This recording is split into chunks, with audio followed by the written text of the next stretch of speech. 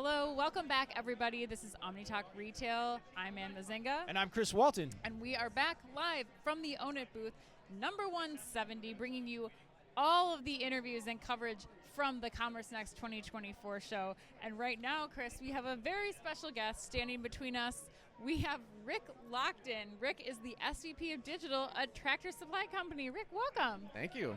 Excited to be here. How's your show going so far? Really good. Just got in about an hour ago, so still getting my feet wet. All right. So Did you just land an hour ago? Literally an hour ago. Oh my God. Oh my okay. gosh. Wow. Fresh off the plane.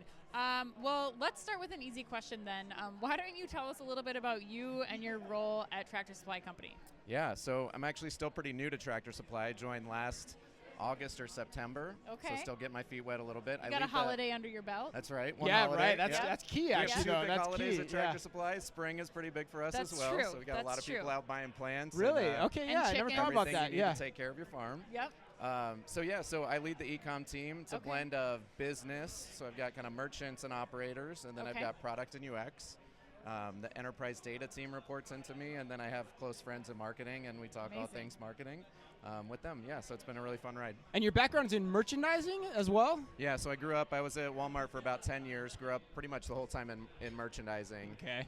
Variety of like actual merchant roles and then leading product teams for merchandising, which was pretty fun. Got it. How many years of digital product experience overall at this point in time? I don't know, 10, 15 years or so, yeah. Wow, all right, sweet. All right, so you're speaking on stage. What are you going to talk about? Share with the audience. Yeah, so our presentation is on org design and how to work through how does e-com fit in a growing world of retail. All right, that's one of my favorite topics. Clearly, it's an easy topic when you're very small and nobody cares about e-com, and now most of us are not small anymore. Yes, exactly. So that causes lots of conflicts and trying to work through that. So anyway, I obviously came from a very big place that had to figure it out, and now I'm at a smaller place, and so it'll be fun to talk through some of the differences and how I've seen companies approach it. I'm curious, do you have any like tips or tricks? Because I was actually I don't know if you know this, but I think you know this too. I was the first omni-channel merchant at Target. Nice. Piloted the whole thing. So I'm curious, like, let's just shade some secrets here. What are some of the tips and tricks you would tell people? I mean, how to think about it. It all comes down to people. Yeah. Like, you got to find people that are excited to work with one another, that don't have an agenda and don't want to play politics. Yeah. But as long as you got that covered, incentives are very important. That's really understanding, like, yep. You know, it's really important to know what is the intent of your digital channel. Yeah.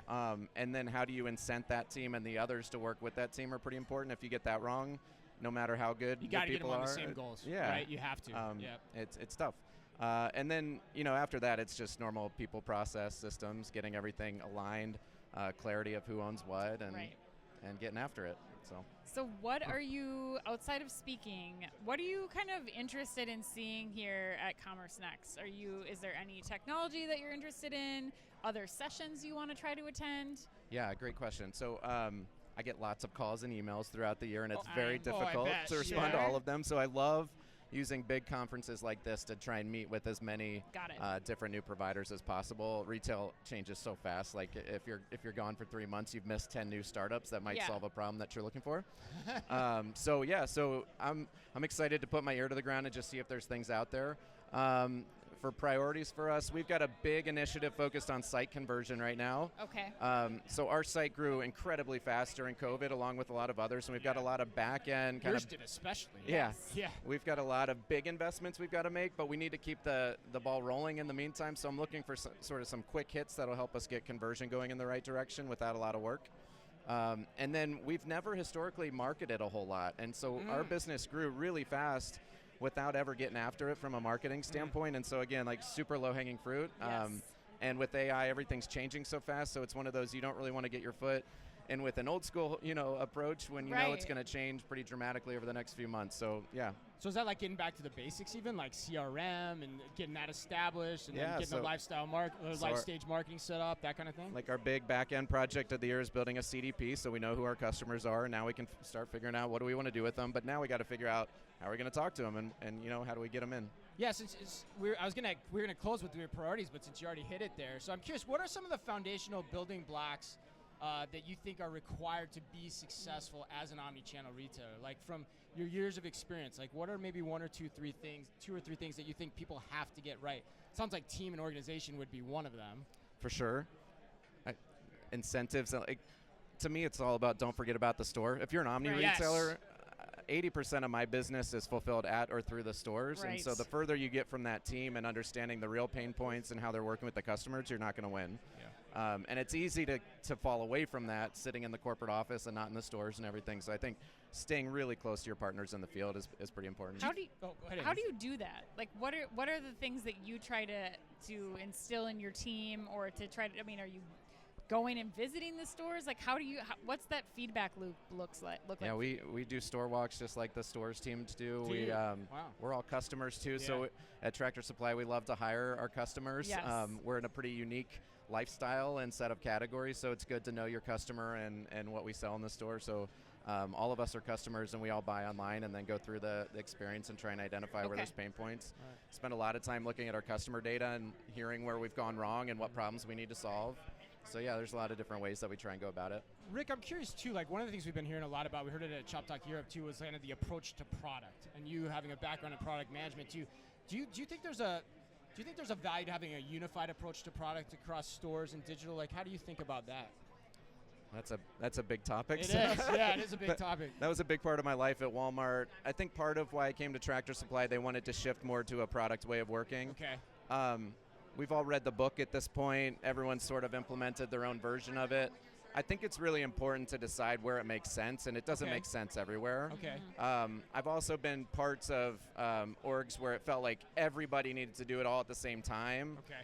and you ended up putting a bunch of trauma on teams that really didn't need to get the value out of it. Right. Like, there's a handful of projects that you know exactly what you want, and you just need to manage it really well. Okay. And having a product mindset and kind of operating in an agile way doesn't really add value. Okay.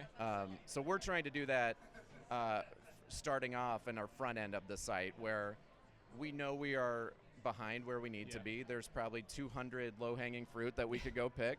I want to go after the ones and really invest in the ones that add the most value, and so we're trying to be as quick to market as possible and quickly test with a small portion of traffic and then ramp up and go big on the stuff that actually works. And does So- that transition through like to the stores and the tools they're using too, in terms of how you think about coordinating the product development for what you're trying to do on the e-commerce site? Yeah, so at Tractor, the only product team in the company right now is in digital. Okay. And so in a lot of regards, I look at it as if we do it right, it will start to spread into other parts Sure. of the business. I mentioned I grew up in merchandising.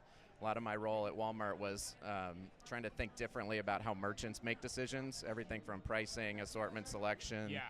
inventory management. That's not a space where a lot of people have a lot of experience, No. and a product mindset's No. very useful. Yeah.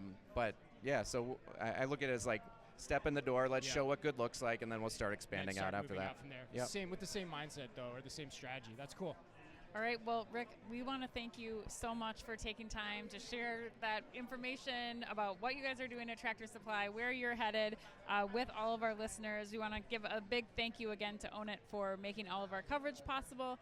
Booth 170, come stop by, come say hello, and check us out for the remainder of the day. And until then, Be careful out there.